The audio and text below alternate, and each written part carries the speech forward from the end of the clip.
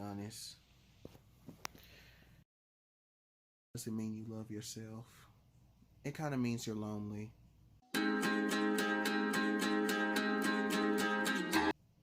I mean, okay. My man tits out here, you know, got my man tits on, my man tits, my mid-ass. Okay, I'm gonna try to be serious. I have a script today. Hello everyone, this is Alex, creative name Alico, and I just wanted to make a reflection vid for the new year. Somewhat recently, I made a portfolio to an art school I was interested in, and I needed to get some older work to show my progress over the years. So I took out my mom's old computer and I saw a video I made for myself in 2018. It was a video about what I needed to do before I went to college, you know, self-love, improvement.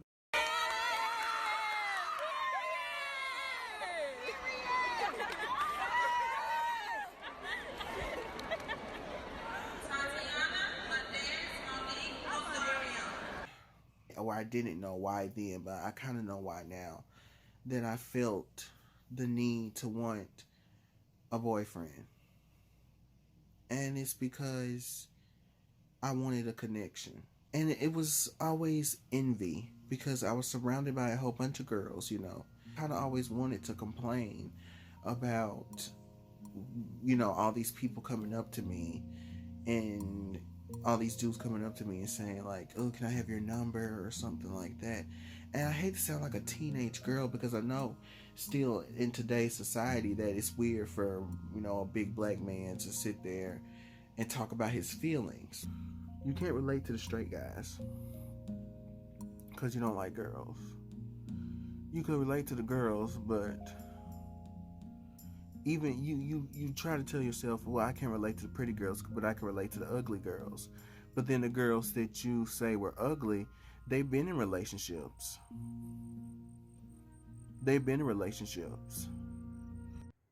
I looked at that video and I thought, wow, how interesting. I mean, before I was doing that, I was caught up looking at other stuff online and wondering about my college portfolio, but it was the last thing that I said that caused me to be shocked. It is what I told myself. But I guess this is more of a message for me than anybody else, but I feel like you should just have to find a way to love yourself and you'll be okay. But even with that message, I sat there on my computer and I realized all over again that I didn't listen, that I did not allow myself to let it resonate. And just 2 years ago, I went into college, made friends, and was left looking stupid because I couldn't wrap my head around it. Just love yourself. What does that mean? How do you love someone that you feel was denied? You know, I always romanticize things I know I shouldn't. I put men on a pedestal and I watched as that backfired. I later found out that it was called the tendency in people who didn't get their emotional needs met when they were kids to form profound attachments to the idea of another person and to struggle to tell the difference between that idealized concept of that person and actual relationship. Limerence is the word for a kind of romantic infatuation or obsession with someone that usually does not involve a full actual relationship. Sometimes it's with someone you know, sometimes it's with a total stranger like a celebrity or someone from your past who you once knew. But it takes over your mind.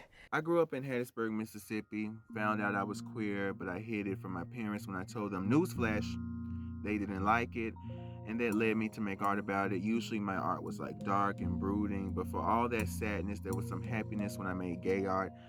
For the most part, I found an escape from reality when I did. Every kiss, every line, every romantic gesture consumed me in comfort. I knew for any other medium I could create. But maybe then after 2020, early pandemic, I learned my lesson. To not fantasize about a man at a drop of a hat, to not be codependent, to finally get over my social anxiety, to stop eating all of my feelings, to a half eating Mac double. I had 2 more. But I ate those already because I eat my feelings. I was just looking at a video. It's hot as hell in this car, but I find I needed a place to be where it was quiet. So, apparently not. In the fall of 2019 to 2020, I experienced a consequence of my obsessions, a reality that I now appreciate to be bittersweet. I wrote a narrative essay for my AP English class before I decided to randomly text someone I knew years ago, someone I once called friend later this year. I texted her because one night I was drinking, thinking about life, and my recent diagnosis of borderline personality disorder. The message was brief and it was clear what had been said. And after pressing send the first time, I sat there almost sad, only to reinstall the GroupMe app again, and immediately I smiled ear to ear because she responded to my text. Maybe I wasn't as bad after all, I thought. I found that I crave being around people from my past. I stayed with these scenarios of something better. I crave validation and desirability, but the moment I had it, it wasn't really sustainable. It wasn't what I assumed. I suppose that's why now in 2021, despite the homophobia I faced all in the name of God Himself, I felt the urge to look at a pastor's. And lately, TD Jakes has been on my mind. And without walls and without barriers and without stability and with nothing but the foundation, everything that they held dear was naked. I think I try to do that, when I, let's say, get on Instagram shirtless. Like, yeah, in the moment, I'm like, ooh, I'm so cool, like all these likes.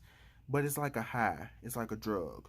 Okay, so once you get all these likes and all these comments and blah, blah, blah, then a couple of weeks pass by and it's like, okay, the hype's over.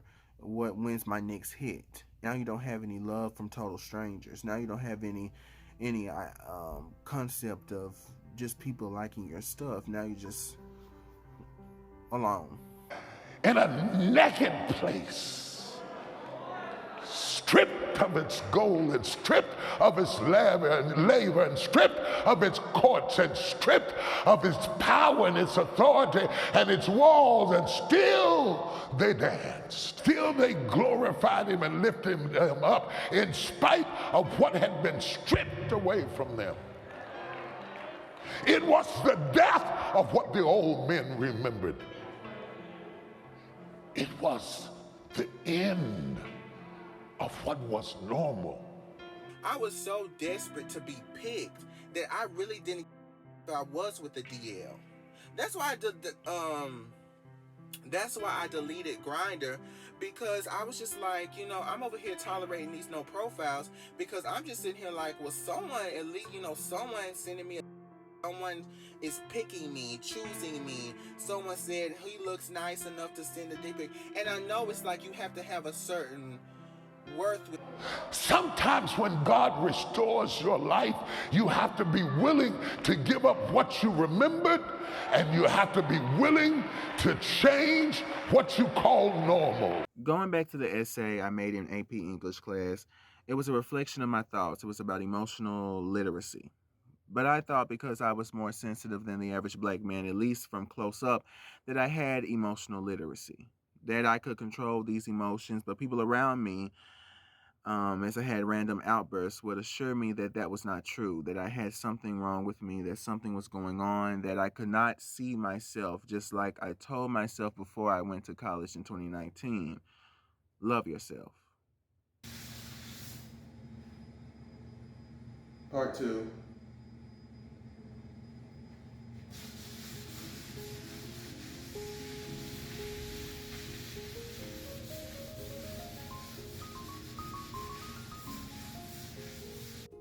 So not too long ago, actually this morning, I had gotten a text from my friend.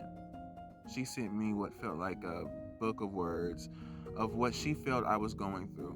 The information was along the lines of, Alex, you need to love yourself. Like reading books or writing poems, my literacy on self-love was immaculate. So I thought. I think what I had the most knowledge of was the ability to not have any sense of self-worth. I know you're looking at this paragraph asking yourself, what the fuck is this guy talking about? Well, my academically inclined friends, I'm talking about being a walking contradiction. The knowledge of understanding what it means to be a 19-year-old freshman in college. I'm talking about unresolved trauma. And I'm talking about knowing so much about it that you can help others, but for some reason you are left in the dark. Can you relate? Let's talk about it. That happens, like, okay. And so getting on social media, I was already comparing myself with body and stuff. But it was sort of like when people were just sitting there saying to me, well, don't worry about relationships, worry about yourself. And I think there's a certain, how do I put it, privilege that's behind that. A sort of, maybe privilege or a sort of tone deafness behind that, or sort of, I mean, I get it, because it is needed to care about yourself and not worry about a relationship, because a relationship is not going to make you feel better. That's point blank period. Because I mean, just me now, like I told you the story in the beginning where I was literally texting this dude and I had to block him. Well, I didn't have to, but it's like it's like sometimes you're not ready. You know, you want it so bad, but you're not ready. And people who tell you, you know, I've been in 60,000 relationships, don't do it. Follow your, you know, be with yourself. I think a good part of the reason why a lot of people want to do it, especially people like me who want to be in a relationship or want to be connections, but it's like you want to be connected with that one person. I feel like that's a human thing that we all want to feel. even just because, oh, I just want to do it because everyone else is doing it. It's sort of also like this human thing of like, what is that like? And I think that's normal for any human being to go through. I think that's normal for any human being to want to be desired, because you're. Well, do I have an update to this story? The very friend who gave me a word of advice no longer talks to me. Apparently, I try to steal her man. Long story short, I walk into a room full of people who don't fuck with me. Let me repeat this: literacy, knowledge on a specific area. I have the knowledge of what it means to understand emotion, and also the knowledge to know how things develop and how friendships fall. What does the literacy of human emotion have to do with mental health? Well, to expose myself further, I have insecurities. The thing is, I remain cautious around newcomers. The ones who claim they are your friends when they're not, the ones who laugh with you, then make fun of you in the group chat, and once you get added back to the group chat, they all leave. To be perfectly honest, it's hard for me to keep friends. Mentally, I am insecure. I'm not only insecure, but I have anxiety, anger issues, and I'm overall sensitive. So, in the end, I'm just a mama's boy. My mental health is nowhere near what it should be due to the lack of understanding of my own emotions. Yes, you can always decode other people's behavior and be oblivious to your own. Nevertheless, when you have to deal with friendships not lasting for years upon years, you realize that you should have found peace with solitude a long time ago. Having this dependency on people to make you feel more comfortable around you, your surroundings, is temporary.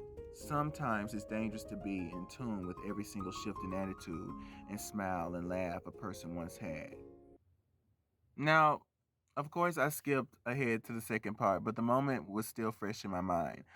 Before or after I can remember, I took some pills. I didn't swallow them, I just kept them in my throat and acted the scenes out. Before that, I cut myself. Before that, I went on to Snapchat and told several people at the time that I thought about killing myself, not understanding why I was doing what I was doing, but doing it anyway. Why does this matter? Well, it is safe to say I am no victim, but I am a man who can acknowledge his issues, but become lost when trying to figure out how to stop it. I mean, I make music about it constantly. Y'all anyway, stop playing games. I'm talking to you cause niggas all the same. I'm looking at you in the picture frame. I'm sitting down, done forgot my name. I'm unemployed and unmotivated. I'm happy now but still devastated. I'm thinking about the time that I graduated. Now I'm thinking about how I should have dedicated my time for me instead of someone else. He's so typical. I have this mindset that is so stereotypical. These bum ass hoes are so lonely. While I'm looking in the mirror, self-pity never been so clear. You didn't get that from your mommy. Well, like my first words was daddy. I don't need a bae, I don't need a man, I don't need no love, I don't need a hand. When I was desperate thinking about a white van, sing me down in quicksand. That if a nigga said he give me dick, I go in with no plan. And that's bad, and that's sad, and that's life, of course.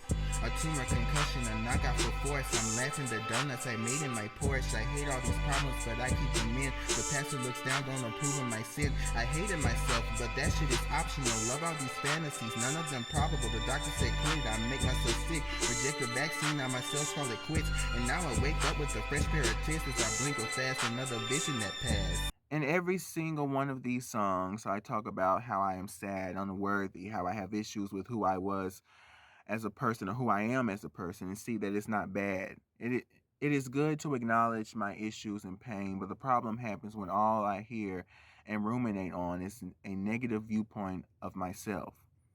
That is not healing, that is madness.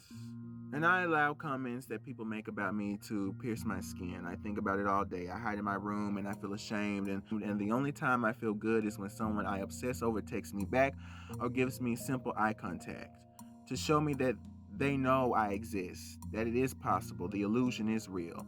But if all of it fails, I go to my creative side, obsessing over some project, then getting burnt out, then randomly obsessing over another project, aka this video. No one's getting through, you're not getting through. A huge part of yourself is kind of up in this fog here, you know, where you're imagining the relationship that you might have and you're not experiencing the person who's right in front of you. And so it can be painful, it can be like withdrawal to come back down out of that cloud and just be on earth and start paying attention to people. When I was a little bear, I watched as the trees stare, leaves blow in my face. Sometimes I wonder why I stayed. Christopher's grown up. Did he give me up? Cut the family ties. I don't give a fuck. Alice, come take my hand in this wonderland. Some leave without a plan. Isn't this shit so grand, honey? In my cup, I think it's so bizarre how life would turn amok. Pooh Bear is feeling stuck. Oh well, just wish me luck. Sometimes in fantasy, the pages never end. You'll be your own best friend. Some hearts are bound to bend. My stuffing's full again. Why should I just pretend? The stitching's going to waste. It's time it'll be replaced. Don't try to change my mind. This new self-love I find. Because in fairy tales, the story never ends. The cycle breaks, my friend.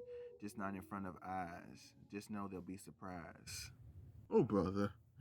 I can do the Winnie the Pooh accent. Those lyrics were made because of an argument I had with my family, some of my family.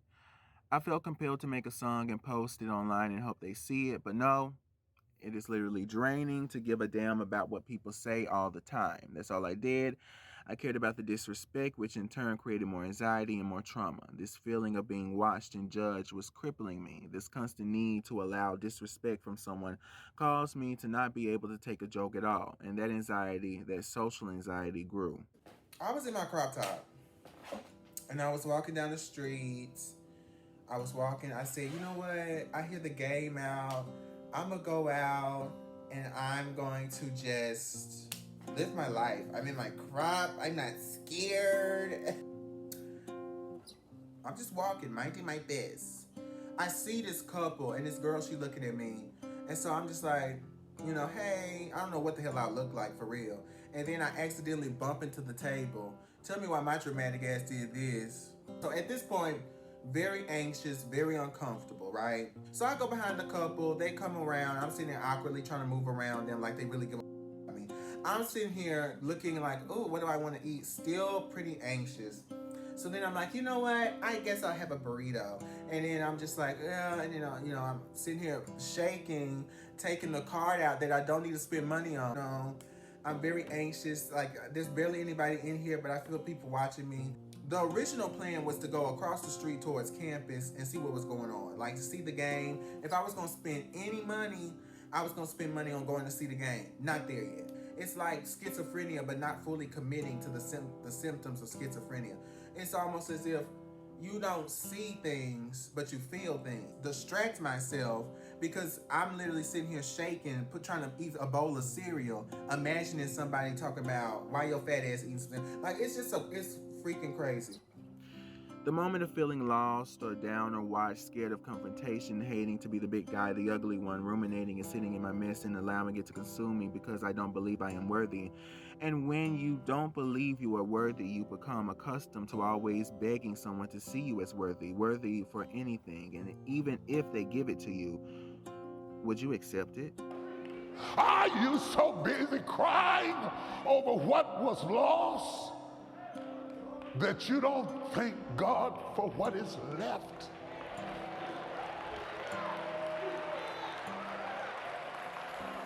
Are you living in a fantasy of a memory that is dissipated in front of your face? And is not that the thief that has stolen your joy? Feeling, it's like you're upset, but it's something else where I'm sitting here literally giving you advice about your relationship, and I can't even get one myself. And it makes you reflect on how you need to do this and you need to do that, and it sort of emphasizes the flaws in you. You were waiting for somebody to break in the house, come up through the basement, crash in the windows, kick open the door. The thief that has stolen your joy is the memory of your expectation and your refusal to accept that God can be present with less. My sister gave me this, and if I don't use it, it's like I would be saying I don't love her. And if you don't love your sister, you know, I don't know what happened with you, baby. But, you know, if your sister say use it, then use it. I don't know what you're talking about. At least, you know, keep it in your drawer or something. You know, we never let the little babies down. We never let little girls down. We never let little girls down. Now, where am I now? Where am I now? No. I don't know, man. I've been doing good lately. I've been doing good. You know, it's a brand new year. I just think because it's about to be a brand new year that my mind is just going into different spaces and, you know, causing me to act like a crazy turkey baby. Well, I am doing something I have not done yet. I am being on my own, going to Chicago to be an art student. Not just an art major, but the entire university is for art students. Finally, in 21 years, moving solo from Hattiesburg, Mississippi. Today, I find myself being able to move better, and though it can be tough at times, I still try to break generational curses and find out who I truly am, to breathe and to know, to respect people's boundaries. And just because you grew up dealing with certain things, that does not give you a right to hurt people. There is freedom in not being a victim. There is freedom in progress and in self-love. So for 2022, I pray that everyone finds self-love, and if you already have it, keep it close. You matter, we all matter, and that's the video. All right, I love you guys. Peace out.